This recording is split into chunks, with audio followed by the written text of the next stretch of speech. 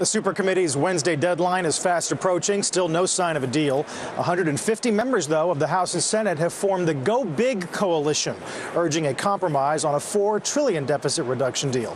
Two members of that coalition are with us this morning. Congressman Mike Simpson, a Republican from Idaho, and Congressman Peter Welch is a Democrat from Vermont. Gentlemen, good to see both of you.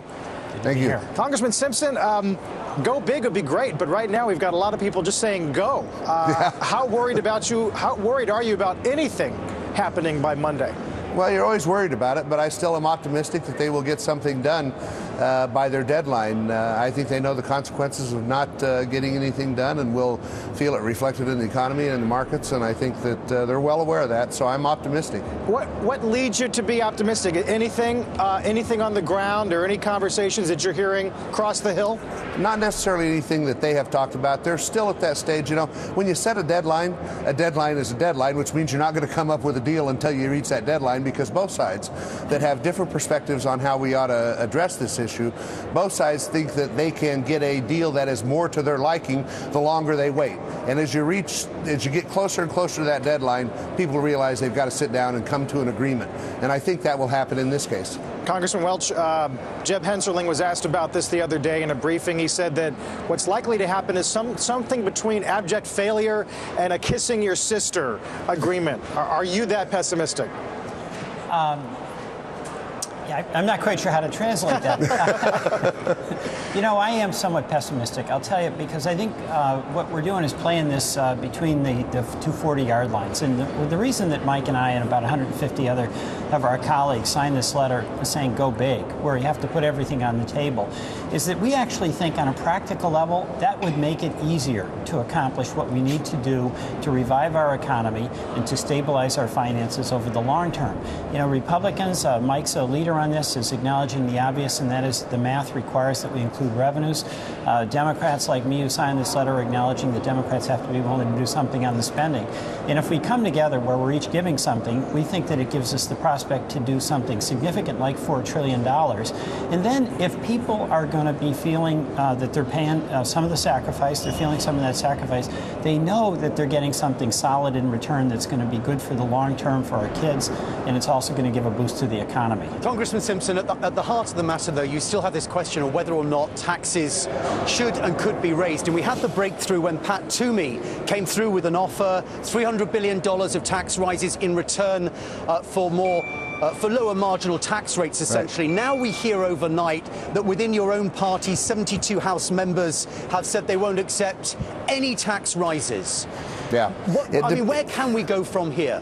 Well, you know, there is no credible plan out there that gets you to $4 trillion. And we believe, every organization believes, that you have to get to $4 trillion in savings in order to make a difference in our debt, stabilize our debt, and start us in the right direction. So to get to $4 trillion, you have to put everything on the table.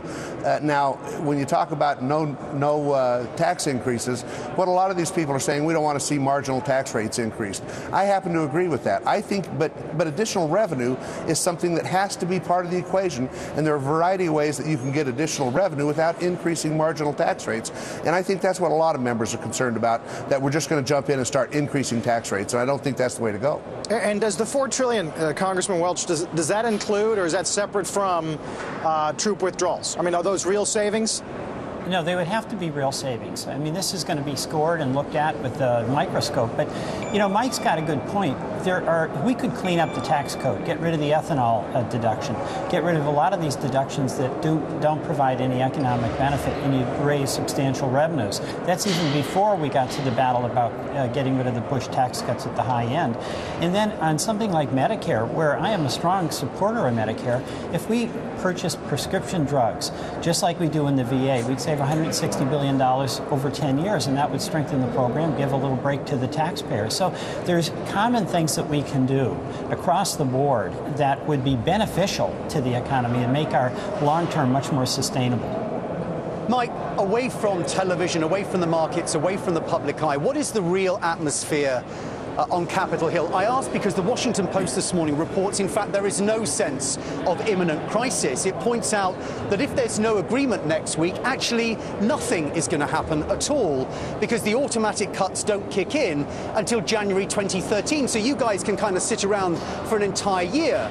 and worry about what to do next? Which is the more accurate representation? I don't think we can sit around for a year to see what happens next. I think the economy will react regardless of what individuals may think. There are some Republicans who honestly believe that we would be better off because if you look at the politics of it, we have a good chance of taking back the Senate and maybe the White House next year, and they would like to wait till after the next election. That is short-term thinking because any plan that is successful has to have buy-in from both Republicans and Democrats. An all-Republican plan won't work and an all-Democratic plan won't work. It has to be bipartisan. That's why we've put together this coalition, so that we can get buy-in from both sides. So before we go, Congressman Simpson, you want to put some odds on it? 60%, 70%? I try not to bet because I thought Boise State was going to go undefeated this year. All right, I'm going to let you get by with that. Well, I'm sure we'll talk again Monday or hopefully next week. You bet. Thank you, gentlemen. Did you see they were dressed exactly the same? That's a good sign. That is an excellent sign. Coming together, reaching meeting across of the minds. aisles. Yeah.